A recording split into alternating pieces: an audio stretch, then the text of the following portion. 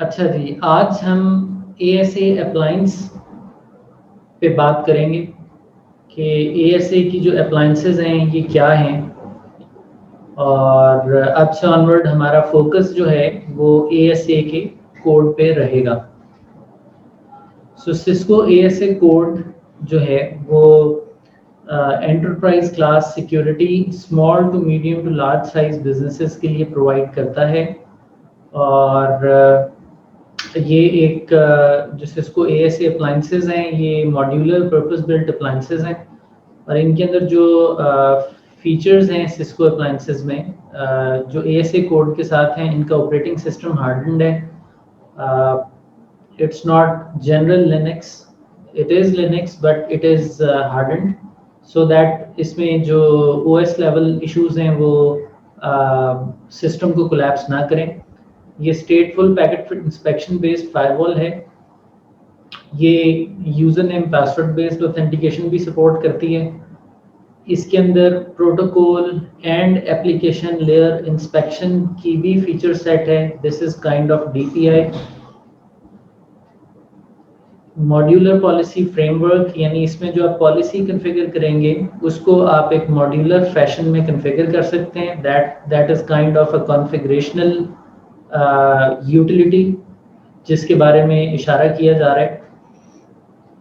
Virtual private networking को support करता है ये कोड। इसके अंदर सिक्योरिटी कॉन्टेक्स्ट्स का फीचर है which is a virtual firewall. इसमें if one unit goes down second unit can take up, यानी इसमें हाई अवेलेबिलिटी और रिडंडेंसी की कैपेबिलिटीज हैं। ये कोड लेयर 2 फायरवॉल के तौर पर भी चल सकता है। यूजुअली ये सारे के सारे जो फीचर्स हमने ऊपर डिस्कस किए ये लेयर 3 फायरवॉल के साथ मंसूब किए जाते हैं, but most of these features can also be used in transparent mode, यानी लेयर 2 फायरवॉल। और इस कोड को वेब बेस्ड कॉन्फ़िगर करने के सॉल्यूशंस भी अवेलेबल हैं। अब हम हर एक पॉइंट को वन बाय वन डिस्कस कर लेते हैं। Hardened operating system, we talked about it, it's Linux on ASA, और ये वो OS है जिसने सुपरसीड किया है फिनीज ऑपरेटिंग सिस्टम ऑफ पिक्स को। और ये आप कह लीजिए बैटल हार्डन्ड ऑपरेटिंग सिस्टम है, और over the period of time इसके जो फीचर सेट है उसको फॉल्ट फ्री किया गया है। ऑल्दो जो ASA का कोड है, लीना कोड है, that is up to generation 2, but when you couple it with Firepower services it becomes generation 3 as well. इस पर हम बात ऑलरेडी प्रीवियस डिस्कशन में कर चुके हैं। जो ASA का कोड है, ये जो लीना कोड है, it is in ELF format, executable and linkable format. This is one executable file, एक बाइनरी फाइल होती है और उसको आप अपनी फ्लैश में रख देते हैं and it boots from there onwards. इस लीना कोड के अंदर there is support available of integration of Sourcefire module SFR, ये वो है फायर पावर सर्विसेज मॉड्यूल।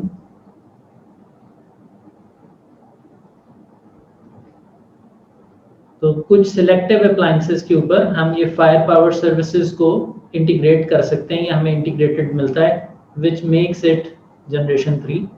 और वह सिलेक्टिव अप्लायंसेस कौन कौन सी हैं, वो ASA 5500 सीरीज की अप्लायंसेस ही हैं। बाकी किसी भी अप्लायंस के ऊपर आपने देखा है कि फायर पावर सर्विसेज पॉसिबल नहीं है।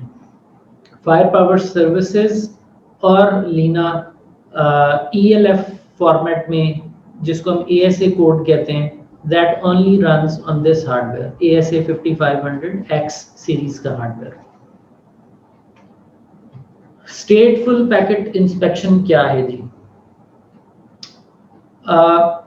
ये जो चीज है स्टेटफुल पैकेट इंस्पेक्शन, ये सिस्को ASA कोड का कोर कॉन्सेप्ट है।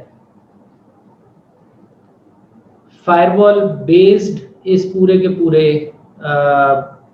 फीचर के ऊपर है, और इसके ऊपर फिर बाकी एडवांसमेंट्स बिल्ड होती हैं जो कि होते होते आपको DPI की एक्सट्रीम तक ले जाती हैं, बट क्रक्स इज द स्टेटफुलनेस। तो स्टेटफुल पैकेट इंस्पेक्शन एएसए कोड कैसे करता है वो देखते हैं। The स्टेटफुल packet inspection algorithm, the stateful packet inspection algorithm, this algorithm is named as ASA. Originally ASA एक एल्गोरिथम का नाम है। ASA stands for Adaptive Security Algorithm, और ये जो लास्ट ए है, जब हम इसको हार्डवेयर के तनाजुर में बोलते हैं तो हम एडाप्टिव सिक्योरिटी अप्लायंस बोल देते हैं। So that at that point of time we are referring to an appliance, may it be hardware और virtual, but originally ASA is adaptive security algorithm, और ये एडाप्टिव सिक्योरिटी एल्गोरिथम ही core logic है Cisco की firewall का। Even आप FTD code में चले जाएं, जो स्टेटफुल इंस्पेक्शन का एल्गोरिथम है वो यही है जो उसमें भी चल रहा है। So the स्टेटफुल packet inspection algorithm provide स्टेटफुल connection security. अब स्टेटफुल कनेक्शन सिक्योरिटी किसे कहते हैं? हमने एक सतही बात इससे पहले कर रखी है, और वो ये है कि जो भी ट्रैफिक आपकी फायरवॉल में से इन आउट होगी उस फायरवॉल का लॉग मेंटेन कर लिया जाएगा एक टेबल में, और इस टेबल को कहते हैं स्टेट टेबल। इसके अंदर हम हर कनेक्शन की स्टेट को रिकॉर्ड करेंगे। So it provides stateful connection security. कैसे? It tracks the source and destination ports and addresses, TCP sequence numbers and additional TCP flags, यानी source IP, source destination IP, source port, destination port, इन सब का इंदराज तो इस table में होता ही है हर कनेक्शन के लिए। ना सिर्फ इसका हिसाब रखा जाता है, बल्कि TCP के जो सीक्वेंस नंबर्स हैं उस खाते को भी मेंटेन यहाँ पर ही किया जाता है कि अगर अभी सीक्वेंस नंबर 1000 गया है तो नेक्स्ट सीक्वेंस नंबर 1001 एक्सपेक्टेड है। अगर कोई 1000 को ही रिपीट करे, मैन इन द मिडिल करने की कोशिश करे, उस ट्रैफिक को स्निफ करके रीप्ले करे और 1000 ही दोबारा भेजे, तो ये फायरवॉल भी सेंस करेगी। नेक्स्ट सीक्वेंस नंबर 1001 ही अलाउड है। सो इस चीज का भी हिसाब रखा जाएगा, एहतियात रखी जाएगी। ये सब कुछ इस टेबल की बदौलत हो रहा होगा। एंड एडिशनल TCP फ्लैग्स, यानी इस चीज को भी मद्देनजर रखा जाएगा कि जो ट्रैफिक TCP की मूव ऑन हो रही है उसमें SYN, ACK, FIN वगैरह वगैरह, इन फ्लैग्स की जो नेचुरल ट्रांजिशनिंग है वही हो रही है या इसमें कोई एबनॉर्मेलिटी है। अब natural transitioning of the flags क्या है कि कोई भी कनेक्शन खोलेगा तो पहले SYN आएगी, उस SYN के एवज एक्नॉलेजमेंट आएगी, और फिर एक्नॉलेज करने वाले की SYN भी साथ में आएगी, और फिर ये जो SYN आई है इसके लिए इवेंचुअली एक्नॉलेज किया जाएगा, कॉल्ड 3-way हैंडशेक।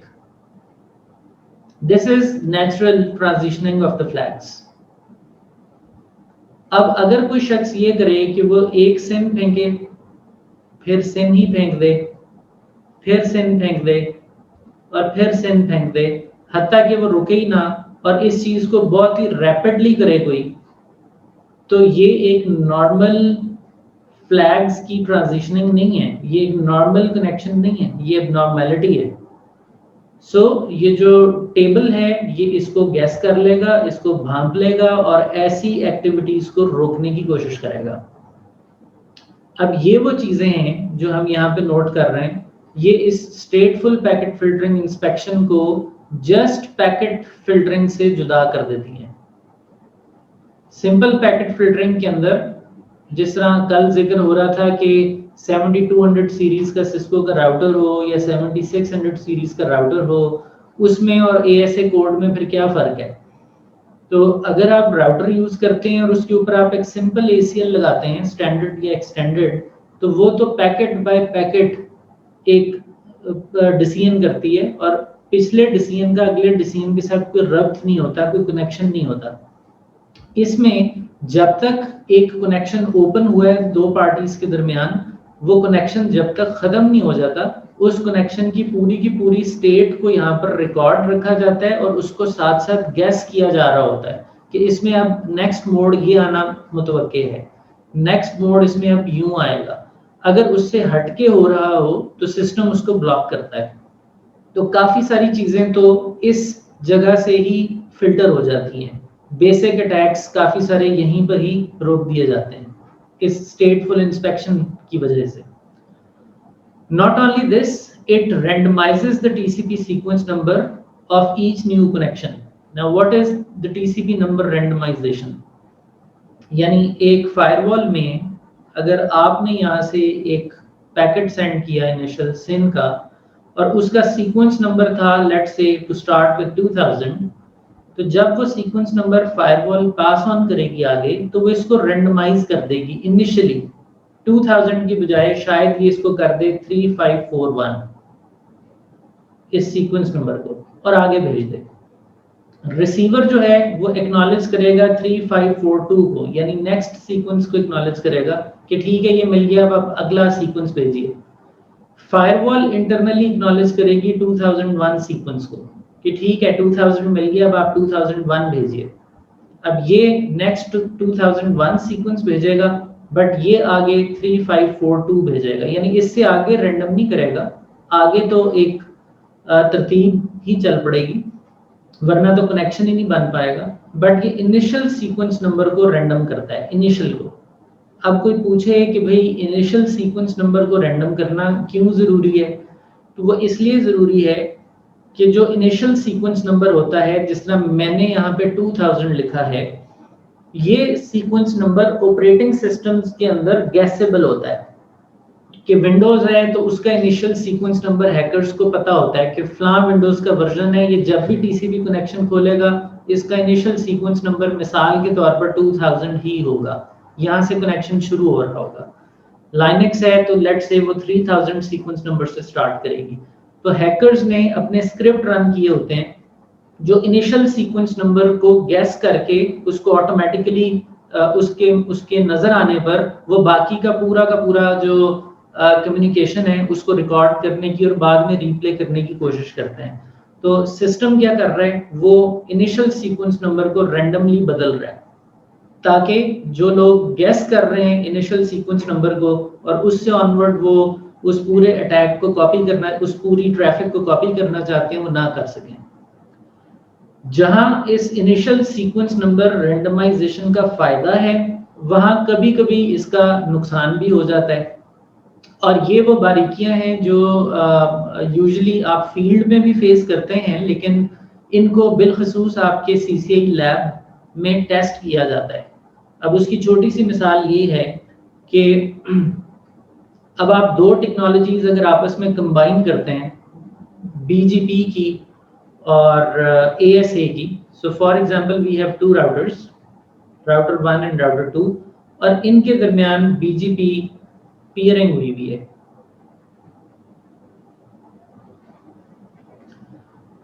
तो BGP पीयरिंग के अंदर जब आपने पीयरिंग की है, आपने उसके अंदर लेट्स से ऑथेंटिकेशन एनेबल की हुई है, सिक्योर BGP रन किया हुआ है। अब होता ये है कि जब हम इन दो डिवाइसेस के दरमियान जिनमें BGP ऑथेंटिकेटेड वे में रन हो रहा है, हम जब अपनी फायरवॉल इंट्रोड्यूस करते हैं और ये फायरवॉल TCP के सीक्वेंस को रैंडम करती है, तो होता ये है कि यहाँ से जो इनिशियली सिन पैकेट लेट से गया और वही सीक्वेंस नंबर लेट से 2000 लेके गया और इसने उसको टेम्पर कर दिया और इसने इसको 3541 कर दिया यहाँ पे, तो ये है तो टेम्परिंग ना पैकेट के डेटा कंटेंट के साथ।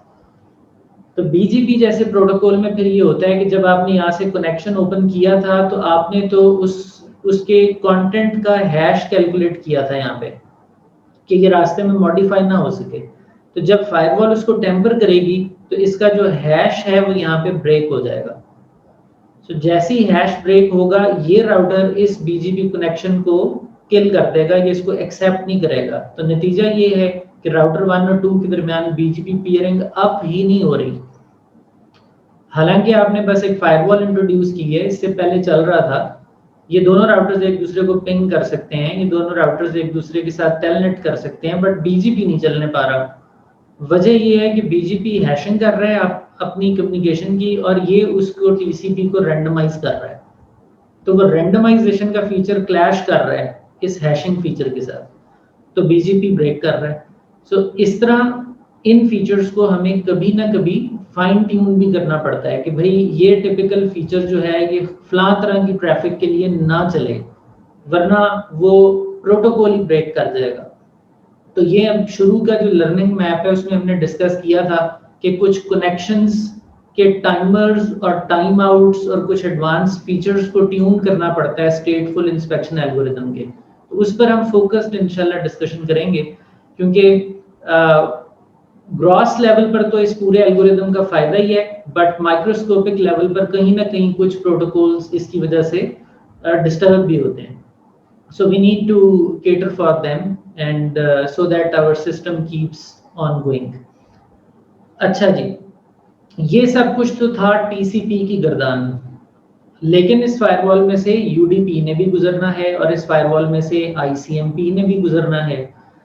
तो यूडीपी और आईसीएमपी के लिए ये फायरवॉल स्टेटफुलनेस को कैसे मेंटेन करेगी?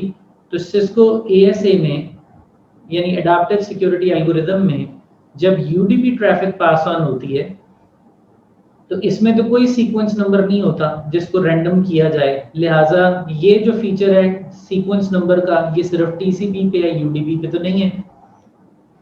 सो यूडीपी को बाय डिफॉल्ट ट्रीटमेंट में एक कम ट्रीटमेंट मिल रहा है क्योंकि नेचर ही नहीं है, उसकी नेचर में ही सीक्वेंस नंबरिंग नहीं है कि उसको रैंडम करने की जरूरत पेश आए।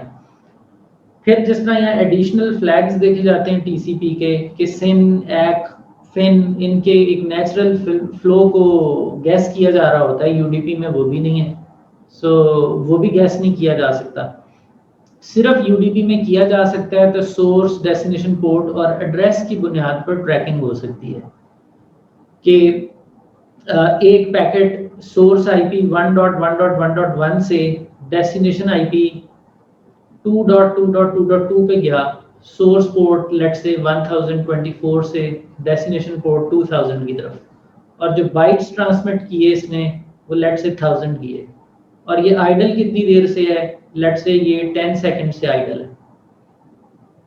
तो ये कुछ स्टेट टेबल का कंटेंट्स होंगे एएसए में अगेंस्ट यूडीपी ट्रैफिक कि एक डेटा ट्रैफिक सोर्स आईपी इससे इसको गई है, सोर्स पोर्ट इससे इस पोर्ट को गई है, इतने बाइट्स सेंड हुए हैं और इतनी देर से आइडल है, कोई और बाइट्स नहीं जा रहे, and this counter keeps on incrementing. अगर आप कोई भी बाइट्स मजीद सेंड नहीं करते, इट कीप्स ऑन इंक्रीमेंटिंग।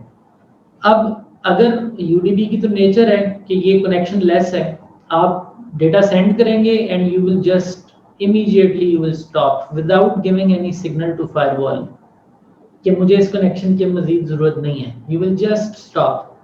कोई फिन तो सेंड नहीं करेंगे कि मैंने कनेक्शन को नहीं यूज करना।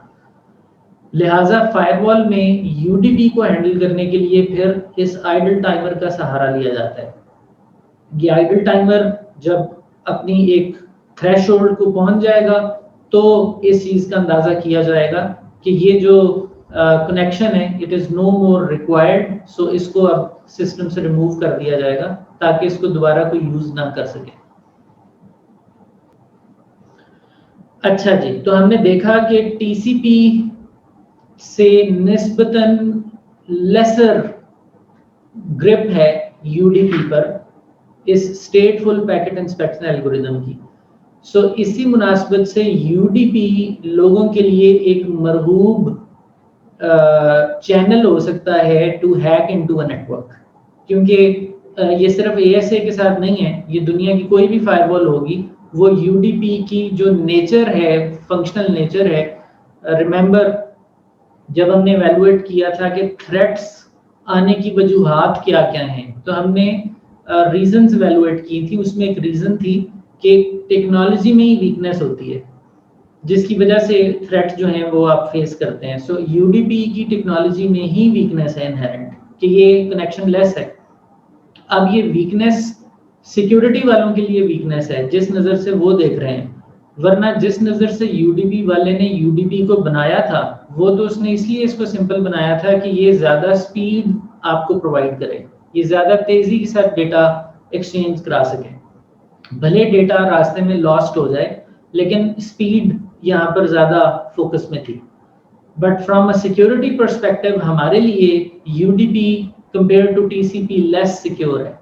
सो फायरवॉल्स उनके लिए इस यूडीपी को फुली हैंडल करने के लिए क्या क्या लॉजिक्स इस्तेमाल करती हैं, उसमें से हम जो अपना लॉजिक एक्सप्लेन कर रहे हैं वो टाइमर बेस्ड लॉजिक है। अब कोई बोले कि भाई ये टाइमर क्या होगा, कितनी देर तक एक कनेक्शन स्टेट टेबल में जो रिकॉर्ड हुआ है वो रहेगा और बाद में वो रिमूव कर दिया जाएगा। अब लेट से मैं कहता हूँ जी कि वो टाइम है 30 सेकंड्स का, तो फिर ये बात आ जाती है कि यूडीपी पर मबनी डीएनएस जो प्रोटोकॉल है, ये तो हम लम्हा बलम्हा यूज करते हैं। इसका मतलब ये है कि जितनी भी मशीन्स थोड़ी थोड़ी देर बाद डीएनएस यूज कर रही हैं सिक्योर साइट के ऊपर, ट्रस्टेड साइट के ऊपर, ये ट्रस्टेड जोन है, तो वो यूडीपी प्रोटोकॉल को यूज कर रही हैं थोड़ी थोड़ी देर के बाद। तो इसका मतलब तो ये है कि फिर यहाँ पर एक यूडीपी की ट्रांजैक्शन होने के बाद, डीएनएस की जोन रिजॉल्व होने के बाद 30 सेकंड के लिए वो जो होल है फायरवॉल में वो खुला रहेगा, जिससे कोई भी हैकर अंदर आने की कोशिश कर सकता है। और ये फिर हर वक्त ही खुला रहेगा, क्योंकि डीएनएस कभी कोई तो यूज कर ही रहा होगा। तो इसको बिल्कुल टाइमर पर छोड़ देना जो है वो भी मुनासिब नहीं है। लिहाजा यहाँ पर फिर एएसए का कोड टिपिकल टाइमर से बाहर निकलता है और वो लेयर 7 बेस्ड इंटेलिजेंट डिसीजन करता है। लेयर 7 बेस्ड इंटेलिजेंस आ जाती है और वो ये देखता है कि अगर डीएनएस ट्रैफिक है तो इसको मुझे जब आप जोन की रिक्वेस्ट करते हैं और उस जोन का जब आपको रिजॉल्व रिस्पॉन्स आता है, तो जितनी देर में रिक्वेस्ट का रिस्पॉन्स आता है, बस उस रिस्पॉन्स के गुजर जाने के बाद फायरवॉल गैस कर लेती है कि अब इस कनेक्शन की मजीद जरूरत रह नहीं गई, तो वो 30 सेकंड तक आइडल टाइमर फायर होने का डीएनएस के लिए इंतजार नहीं करती, वो उसको देन एंड देयर उस कनेक्शन को वॉश आउट कर देती है, ताकि बाहर से कोई उसको स्पूफ करके अंदर ना आ सके।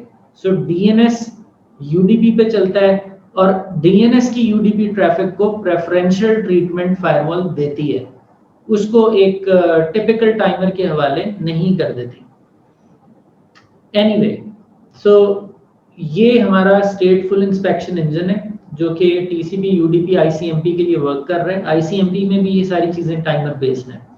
इनको हम बड़ा क्लोजली इंशाल्लाह आगे लैब के दौरान एनालाइज भी करेंगे, मॉनिटर भी करेंगे।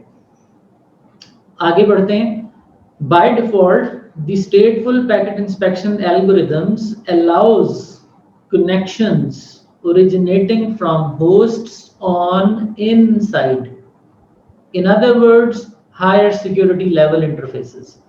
अच्छा, ये जो दो चीजें हैं ये एएसए कोड का खासा है। जिसने भी एएसए कोड को पढ़ा हुआ है और उसको वो मैनेज करता है, उसके लिए ये दो बहुत इंपॉर्टेंट पॉइंट्स हैं। और ये क्या है? ये बात ये करते हैं कि traffic originating from higher security level interfaces is allowed. By default, the traffic attempts originating from outside or the lower security level interface are dropped. ये core logic है. So let's repeat it. इसको हम note down कर लेते हैं अपने पास।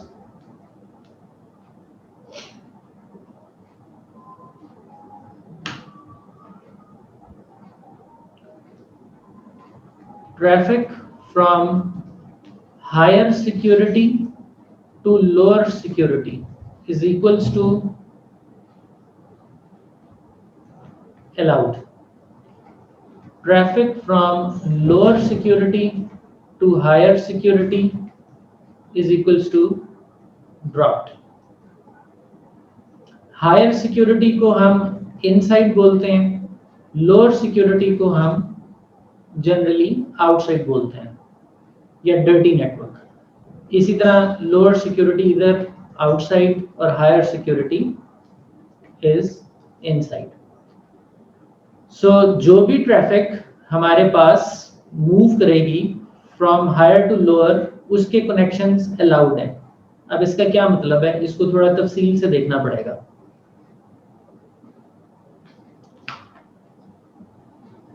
देखिए, हमारे पास एक पीसी है जिसका आईपी है 192.168.1.1। Then we have a PC with IP 192.168.2.1/24/24। Clearly ये दोनों PCs डिफरेंट नेटवर्क सबनेट्स को बिलोंग करते हैं। दिस इज 1.0 का सबनेट एंड दिस इज 192.168.2.0 का सबनेट। इनकी आपस में कम्युनिकेशन कराने के लिए आपको राउटर चाहिए। राउटर होगा तो ये एक दूसरे से बात करेंगे, वरना ये एक दूसरे से कम्युनिकेट नहीं कर सकते। अब हमारे पास दो ऑप्शंस हैं, हम राउटर अलग से लगा लें और जो फायरवॉल लगाएं उसको लेयर 2 मोड में चला लें। तो राउटिंग का काम इससे लिया जाए और फायरवॉल का काम एक लेयर 2 फायरवॉल से ले लिया जाए। ये एक पॉसिबिलिटी है। ये वो केस है जिसके अंदर हम अपने ASA को लेयर 2 मोड में रन कर रहे होंगे। ये ट्रांसपेरेंट एंड यूजर्स के लिए, और एंड यूजर्स के डिफॉल्ट गेटवेज जो हैं वो एक राउटर है। बट इसमें से जब ट्रैफिक गुजरेगी तो ये अपनी स्टेटफुलनेस को एनफोर्स बहरहाल ASA का कोड कर रहा होगा। एनीवे, टिपिकली यूं यूज नहीं होती फायरवॉल। ये बहुत रेयर सर्कमस्टांसेस में हम फायरवॉल को लेयर 2 मोड में यूज करते हैं। टिपिकली हम अपनी फायरवॉल को लेयर 3 मोड में ही यूज करते हैं। और लेयर 3 मोड में फायरवॉल को कैसे यूज किया जाता है, हमें कोई एक्स्ट्रा राउटर की जरूरत नहीं है, हमारी फायरवॉल ही हमारा राउटर होगी।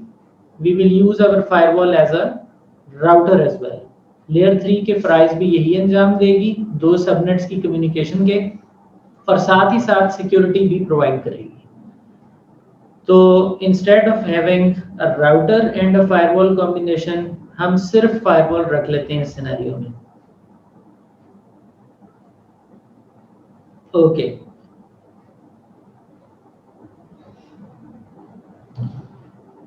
सो लेट्स से ये हमारे पास यहाँ पे ASA है and this is in layer 3 mode.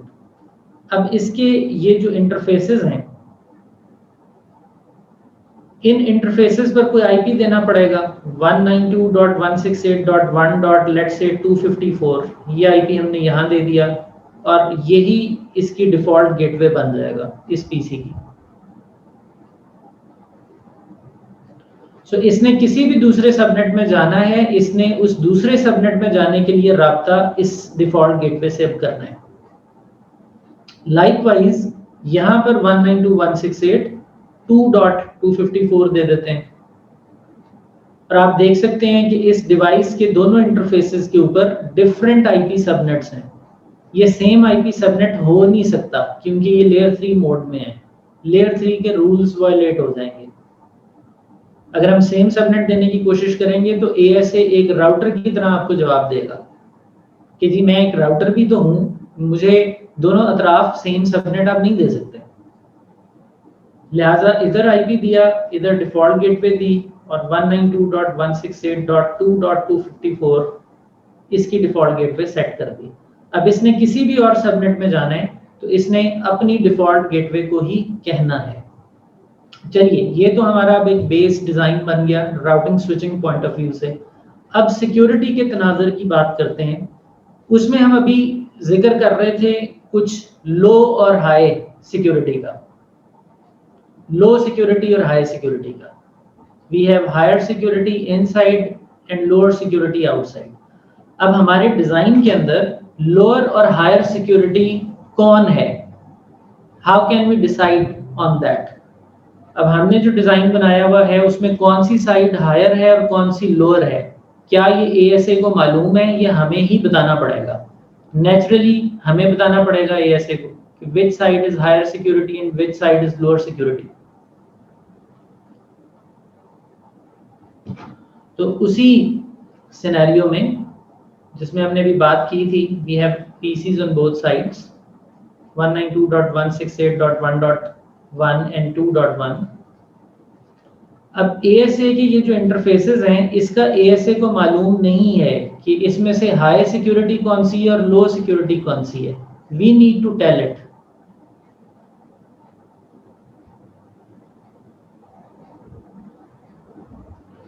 तो होता ये है जी कि हमें एएसए के इन इंटरफेसेस को कॉन्फ़िगर करना पड़ता है, जहां हमने इनमें आईपी एड्रेस दिया, लेट्स से ये ईथरनेट 0 है और ये ईथरनेट 1 है। हमने इसमें आईपी एड्रेस असाइन किया इधर भी और इधर भी। इसके बाद हमें डिक्लेयर करना पड़ता है यहाँ पे कि ये इंटरफेस और ये इंटरफेस ट्रस्टेड इंटरफेस है या अनट्रस्टेड इंटरफेस है। We need to declare that. So for example, अगर मैं बोल दूं कि ये इंटरफेस मेरा इनसाइड इंटरफेस है, क्या कॉन्फ़िगरेशन करनी पड़ती है किसी इंटरफेस को इनसाइड डिक्लेयर करने के लिए, that we will see later on. But somehow using commands we will label this interface as inside, let's say, and this interface as outside. तो जैसे ही हम ये लेबलिंग करेंगे इंटरफेसेस में, इस एएसए के एडाप्टिव सिक्योरिटी एल्गोरिदम को पता चल जाएगा कि हाई सिक्योरिटी कौन सी है और लो सिक्योरिटी कौन सी है। अब हाई सिक्योरिटी के ऊपर जो इंटरफेस है वो इनसाइड है, लो सिक्योरिटी के ऊपर जो इंटरफेस है वो अब आउटसाइड है। अब रूल क्या कहता है? रूल ये कहता है कि traffic from higher security which is inside to outside which is lower security is allowed, which means अगर कोई भी शख्स इस पीसी से इसको कम्युनिकेट करे तो उसकी एसिमेट्रिक ट्रैफिक वर्क करेगी, ही विल बी अलाउड। यानी ये उसकी रिक्वेस्ट गई है और ये उस रिक्वेस्ट के एवज रिस्पॉन्स आया है। ये चीज आपको बाय डिफॉल्ट अलाउड मिलेगी।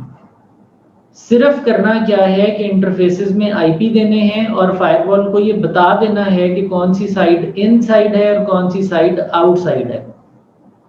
इनसाइड को वो हायर सिक्योरिटी मान लेगा, आउटसाइड को वो लोअर सिक्योरिटी मान लेगा। सो हाई सिक्योरिटी से लोअर की तरफ रिक्वेस्ट और उधर से आने वाले उसके एवज रिस्पॉन्स ये अलाउड होंगे, ये फायरवॉल जाने देगी। बट कोई भी शख्स यहां से रिक्वेस्ट इनिशिएट करे तो वो रिक्वेस्ट इस फायरवॉल में ड्रॉप कर दी जाएगी, क्योंकि ये शख्स लोअर सिक्योरिटी की तरफ से हायर सिक्योरिटी की तरफ आने की कोशिश कर रहा है। This is not allowed by default. अब इसको कैसे पता चलता है? वही मशीन है, वही 192.168.2.1 मशीन है जिसको आपने इनसाइड से रिक्वेस्ट फेंकी तो उसका रिस्पॉन्स आ गया, और without doing any changes in the system उसी 192.168.2.1 ने जब अपनी मर्जी से रिक्वेस्ट भेजने की कोशिश की तो वो फायरवॉल ने रोक दी। तो कुछ ऐसा है कि ये लोग जो हैं ये राइट साइड पर पड़े हुए लोगों को देख सकते हैं, लेकिन राइट साइड वाले लोग लेफ्ट साइड वाले लोगों को देख नहीं सक रहे। ये जो फिनोमेना है या ये जो लॉजिक है, that is called adaptive security algorithm, कि हाई से लो की तरफ आने दो, लो से हाई की तरफ नहीं जाने दो।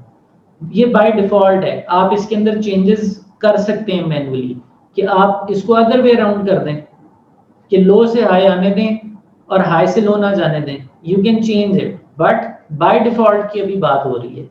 सो इसका मतलब ये हुआ कि बेयर मिनिमल कॉन्फ़िगरेशन कर देने से ही आपका जो इनसाइड नेटवर्क है वो प्रोटेक्ट हो जाता है, ये लोग प्रोटेक्ट हो जाते हैं, इनको कोई भी बाहर से असरअंदाज नहीं हो सकता। सिर्फ ये जब अंदर से बाहर रिक्वेस्ट सेंड करेंगे तो रिस्पॉन्स आ जाएंगे, बाहर से कोई इन पर असरअंदाज नहीं हो सकेगा। अब ये सब कुछ इसको कैसे पता चलता है कि ये किसी रिक्वेस्ट का रिस्पॉन्स आ रहा है या कोई रिक्वेस्ट आ रही है इटसेल्फ? ऑब्वियसली एएसए अपने पास टेबल मेंटेन कर रहा है, that is called a state table. और उस स्टेट टेबल की हमने अभी एक ड्रिल की है, एक एक्सरसाइज की है कि उसमें source port, destination port, TCP sequence number, TCP flags, इन सब का रिकॉर्ड रखा जाता है। और जहां पर सीक्वेंस नंबर और फ्लैग्स नहीं है वहां कम से कम सोर्स पोर्ट, डेस्टिनेशन पोर्ट और सोर्स आईपी और डेस्टिनेशन आईपी का लिहाज रखा जाता है।